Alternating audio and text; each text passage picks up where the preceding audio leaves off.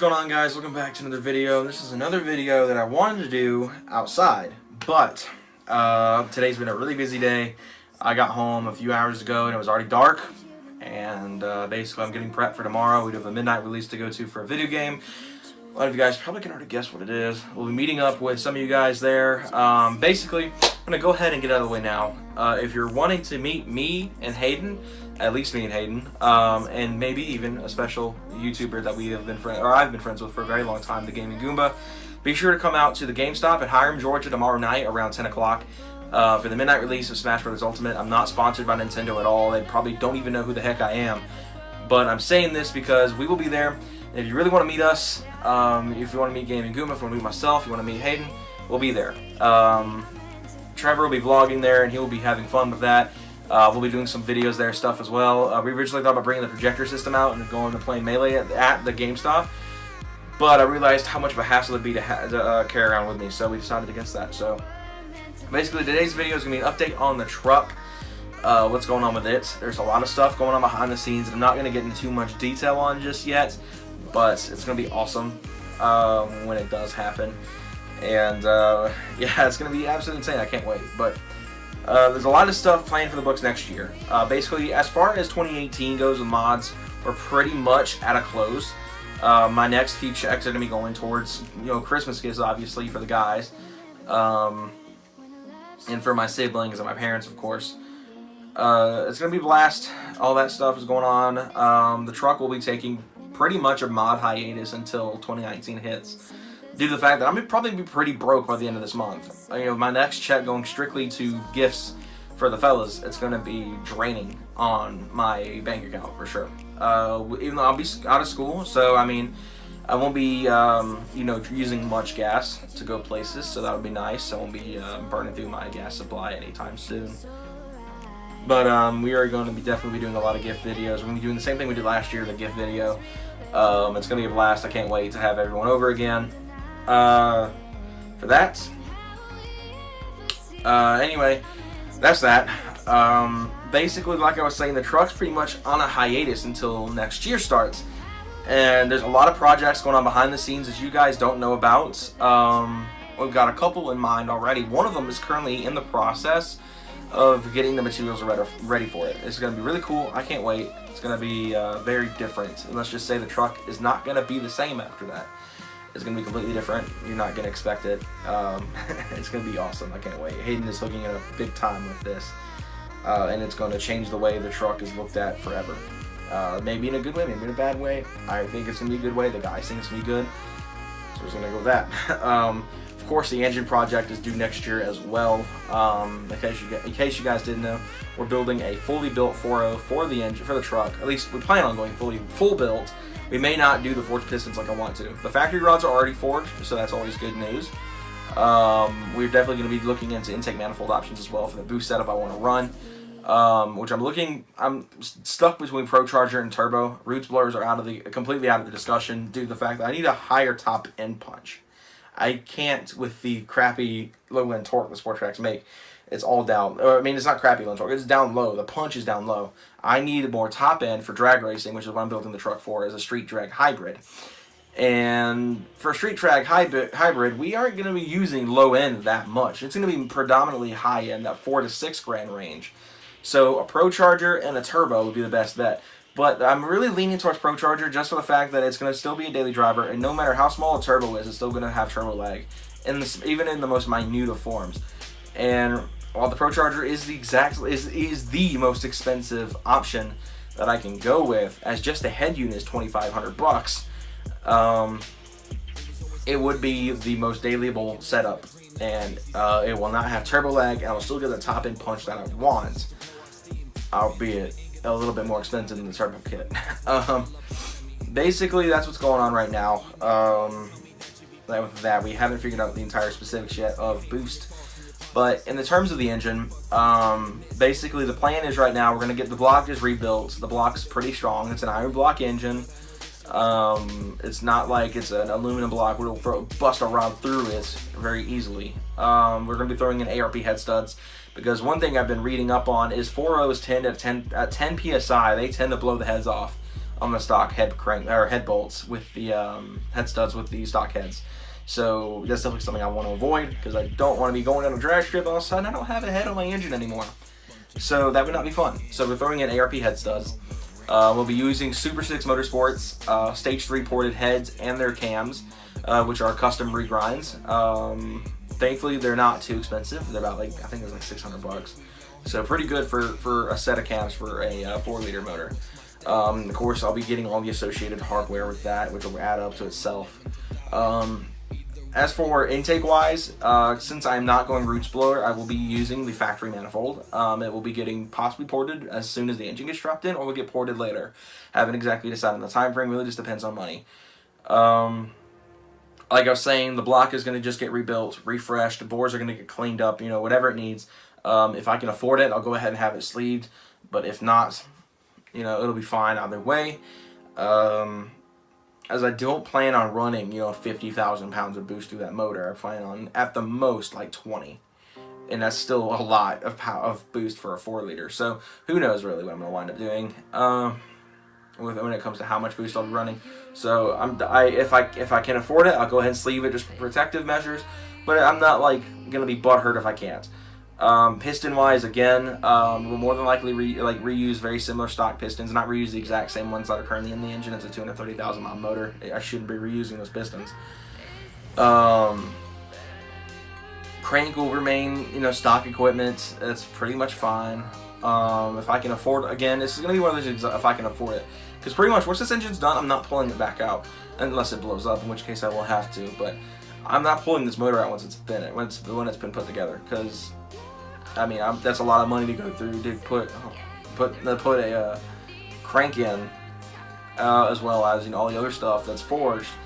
I'm basically doing this on a budget, so it's not going to be up to par with a lot of you guys' standards of a built motor. But for what it is, it's going to be pretty stout. It's going to be a pretty stout motor. We're shooting for about 260, 270 crank horsepower with it said and done. With everything on it, which doesn't sound like a lot, but for a 4-liter, that's a lot of power in a. So of course with the boost, we're shooting for mid to high 3s, 4s, maybe even if we're lucky, get up to the 5s.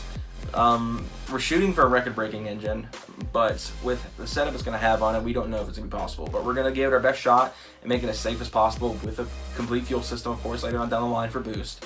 I don't know, I may go ahead and get the fuel system done early, upgrade the injectors and the pump, just to be smart. I don't think I'm going to be making enough power to make it run lean.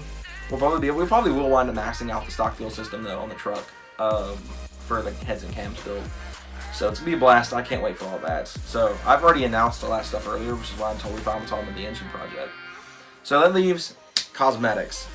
As you guys know, I'm currently looking for a body sculptor to possibly build a custom front bumper for the truck.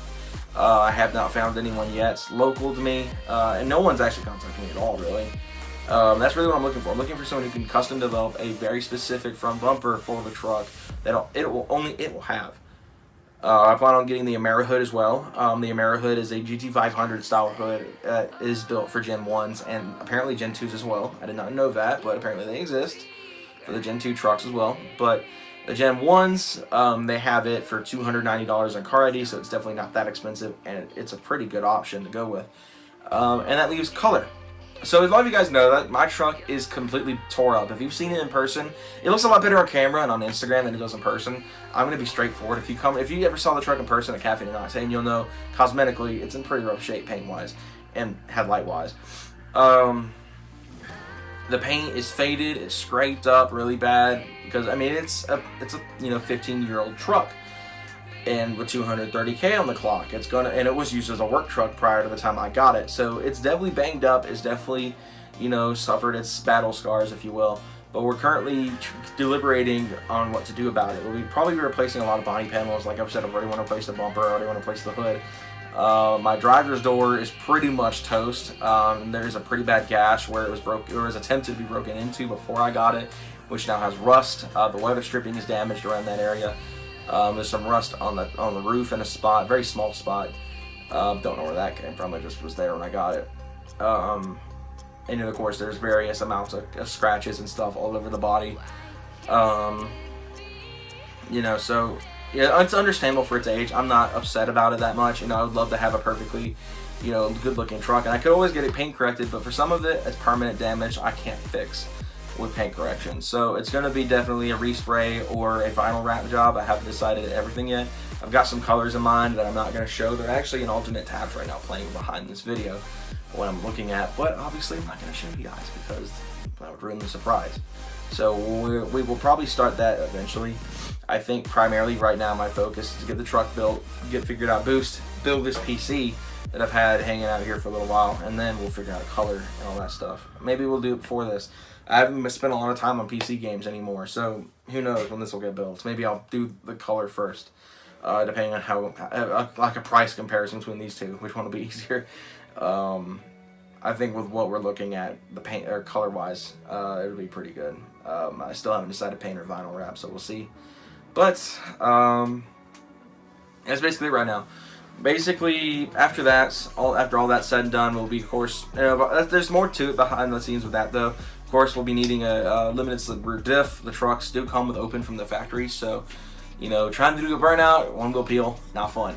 And for drag racing, it's dangerous to have an open diff. So I need to have that limited slip. I'm looking at a few options. I've got the Auburn limited slip, which is developed for the GT500. We've got the Terminator factory diff from Ford Racing. There's a lot of options I have to go limited slip because all it needs to do is be compatible with be an 8.8 inch rear end and be compatible with 31 spline axles, which is what the trucks use. So very simple stuff. It's gonna be pretty much a drop in. I may wind up replacing the gears as well because my gears are probably tore up because they're 230,000 mile gears. So that's that. Tire wise, the Nexans will be going away eventually. Once they're toast, I'm pretty much going to be trying to go for a Nitto NT05. That'll be my street setup with the motive wheels.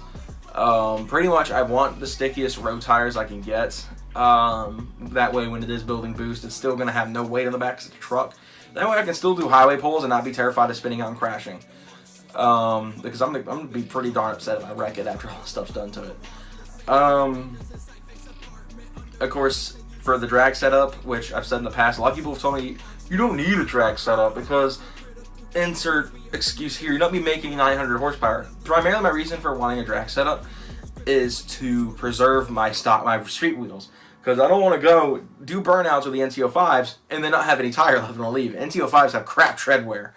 So I don't need to go out there and, rip them up with burnouts in the burnout box and then drive them home on cords. Because they're not cheap tires. They're like $200 for one tire. So I'd be looking at almost $800 for tires. And I'm not about that life of, killing the Nittos on a drag strip. So I'm obviously going to be switching out to some JMS Avenger wheels, which is what I'm looking at right now. They're $183 per wheel for the rear set.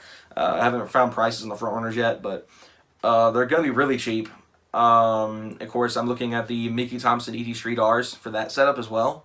I maybe just wind up going with the full-on Mickey Thompson Drag Slick, which is way cheaper, but it's a tube tire, so if I don't want to deal with that, I can just go ahead and snag the NT05s. But basically, that's what's going on right now. There's a lot to deal with all that stuff. Like I said, a lot's going to be going on behind the scenes with the truck in the next few months, especially with the color. That's going to be huge. The Secret project is already underway.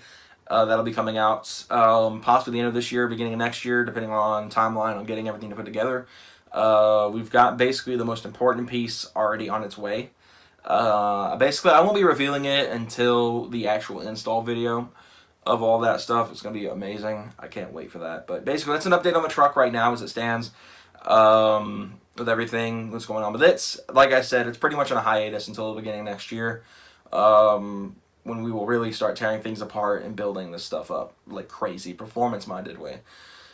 All that said, guys, hope you guys enjoyed. Hope you guys enjoyed this video and the previous videos this week. Thanks for all the support, especially on Caffeine Out Day Vlog 22, which is playing behind me.